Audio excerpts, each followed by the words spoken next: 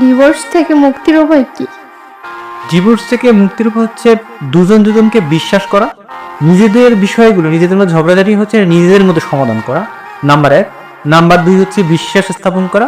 Number 3 হচ্ছে নিজেদের যে পার্সোনাল জিনিসগুলো নিজেদের মধ্যে শেয়ার করা।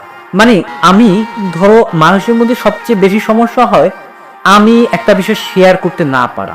ধরো আমি একটা সমস্যায় ভুগতেছি, টাকার সমস্যা হোক, পারিবারিক সমস্যা হোক, শারীরিক সমস্যা হোক, আর্থিক সমস্যা হোক, বা যে কোনো সমস্যা হোক, বা কর্পোরেট সমস্যা হোক, এই সমস্যাগুলো আমি যখন আমার ওয়াইফকে শেয়ার করতে না পারবো, আমার ওয়াইফ এটা বুঝবে না, বা ওয়াইফের একটা দোষ আমি ধরে ধরে নিয়েছি, এই জিনিসটা কেন করলো না, এটা মনে আমি দোষ আছে, এটা আমি যখন তার কাছে শেয়ার না করে আমাদের কিন্তু দোষটা কিন্তু বাড়বে।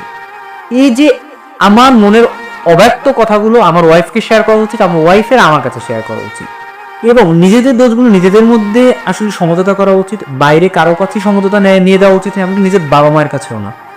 তারপর নিজেরা নিজেদের মধ্যে সমঝোতা করে সুন্দরভাবে নিজেদের ভুলগুলো নিজেদের বোঝা উচিত, উভয়কে ছাড় দেওয়া উচিত, কম্প্রোমাইজ করা উচিত।